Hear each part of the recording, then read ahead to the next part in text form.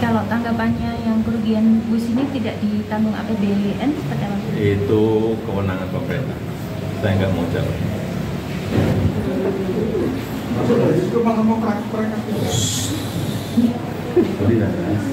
Siang. Iya.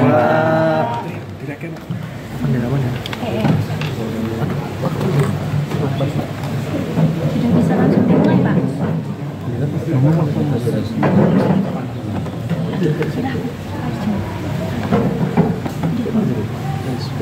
Gimana gini? Pak, iya.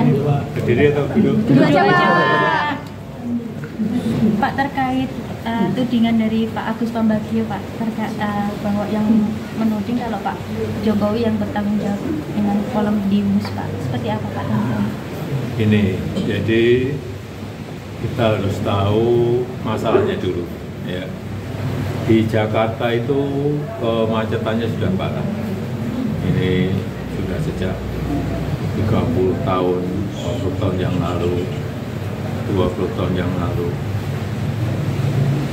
Dan Jabodetabek juga kemacetannya parah. Termasuk Bandung juga kemacetannya parah.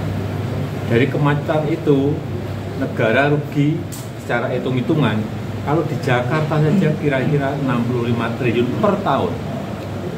Kalau Jabodetabek plus Bandung, kira-kira sudah di atas 100 triliun per tahun. Nah, untuk mengatasi itu, kemudian direncanakan dibangun yang namanya MRT, LRT, kereta cepat, dan sebelumnya lagi KRL, ada juga kereta bandara, agar masyarakat berpindah dari transportasi pribadi, mobil atau sepeda motor ke kereta cepat, MRT, LRT, kereta bandara, KRL, agar kerugian itu bisa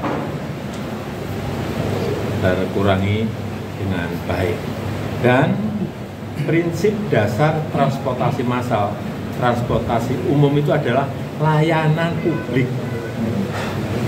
Ini kita juga harus ngerti, bukan mencari laba. Jadi, sekali lagi, transportasi massal, transportasi umum itu tidak diukur dari laba, tetapi adalah diukur dari keuntungan sosial. Social return on investment. Apa itu? Misalnya pengurangan emisi karbon,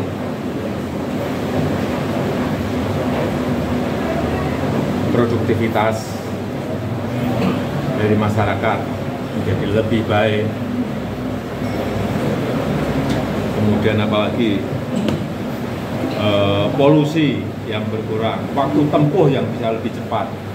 Disitulah keuntungan sosial yang didapatkan dari pembangunan transportasi massal. Jadi sekali lagi, kalau ada subsidi, itu adalah investasi, bukan kerugian. Kayak MRT, itu pemerintah Provinsi DKI Jakarta mensubsidi 800 miliar per tahun. Itu pun baru dari Lebak Bulus sampai ke HI. Nanti kalau semua rute sudah selesai, diperkirakan 4,5 triliun dari hitung-hitungan kami dulu 12 tahun yang lalu. Dan memindahkan masyarakat, memindahkan orang dari mobil pribadi, dari sepeda motor, mobil ke transportasi umum, transportasi massal juga tidak mudah. Merubah karakter itu tidak mudah. Tapi yang kita lihat, MRT itu sukses mengangkut penumpang. Sejak diluncurkan itu sudah 171 juta penumpang. Kereta cepat sejak mulai meluncur sampai sekarang sudah mengangkut 12 juta orang dan yang lain-lainnya. KRL saya belum punya data, LRT saya belum punya data. Tetapi dari MRT tadi 171 juta penumpang,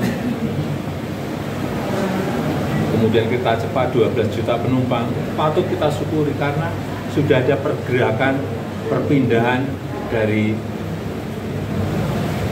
mobil pribadi, dari kendaraan masuk ke transportasi umum massal. Itu yang tidak mudah. Dan ini juga bertahap. Tidak langsung orang berbondong-bondong ke transportasi massal yang kita miliki, tidak. Jadi sekali lagi kita juga harus berhitung multiplier efek ekonominya. Contoh kayak kereta cepat menumbuhkan titik-titik pertumbuhan ekonomi, kemudian juga menumbuhkan UMKM, warung-warung yang berjualan di titik-titik pertumbuhan ekonomi baru itu.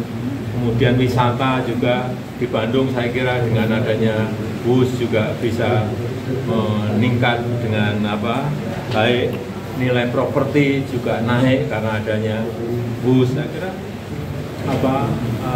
kemanfaatannya seperti itu. Dan sebagai pembanding, kalau kita lihat transportasi massal di negara yang lain juga sama, hitungannya pasti adalah itu hitungan investasi, baik di Korea, di China, di Jepang, di Eropa, seperti di Metro Paris, itu subsidinya juga hampir 50%. Di London Underground, di metronya London juga sama, subsidinya hampir mencapai 50%. Tapi itu sesuatu yang memang harus kita lakukan. Artinya kalau untuk hitungan kerugian itu sudah diprediksi Pak Jokowi sebelumnya, Pak? Itu pun kalau penumpangnya sekarang per hari kan kayak bus itu sudah 19.000 dan sudah mencapai penumpang sampai 12 juta penumpang. Itu kalau setiap tahun naik orang berpindah, ya kerugiannya akan semakin mengecil. Ini kan tahun pertama.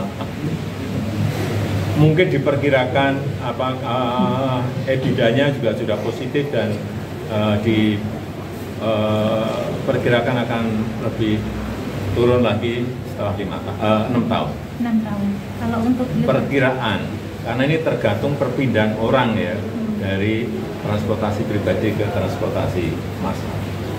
Kalau tanggapannya yang kerugian bus ini tidak ditanggung APBN seperti apa? Itu kewenangan pemerintah. Saya nggak mau jawab.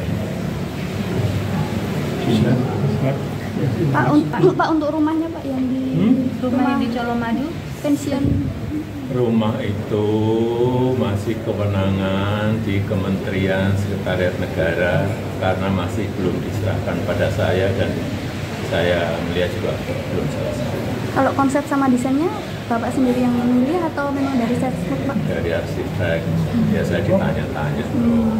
Sampai sekarang sudah berapa persen Pak proses pembangunan? Tahu, tanyakan aja ke Kementerian Seknek. Itu memang Forest Industry atau gimana Pak? Banyak pohon-pohon itu Pak?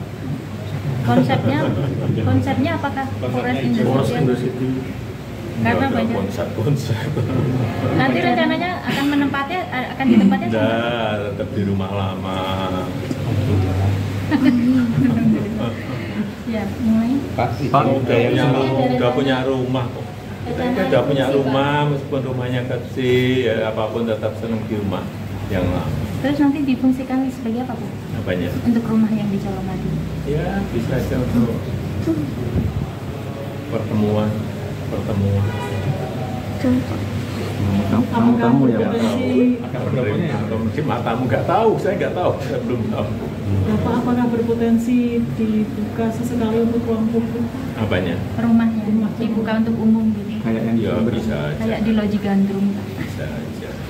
Domisili. Belum mau diserahkan aja belum udah ditanya-tanya. Nanti pindah domisili nggak Pak? Pindah domisili? Enggak. Tetap Solo. Enggak, tetap di Solo ya, Pak? Sumber. Karena ini Di Sumber. kabarnya udah 90% Pak. Ya udah tahu, tanya saya. Pak ada pendoponya itu Pak? Hah? Ada pendoponya? Enggak ada. Enggak. Satu lantai Pak? Apa? 2 lantai. 2 lantai. Pak izin yang semalam Pak ketemu Raja Julianto ini dikasih topi PSI, mungkin ada pertanda atau memang Pertanda apa? masuk Pertanda jadi PSI? Dewan Pembina. Kan sudah disampaikan oleh Ketum PSI bahwa Ketua Dewan Pembinanya adalah berhuruf J. Tapi J-nya siapa? Tanya ke Ketum PSI. Ya. Pak, yang terakhir Pak, tadi kayaknya driver sama ajudannya magang ya Pak? Ada sopir baru. Magang masih gratis. Siap. Terima kasih Pak.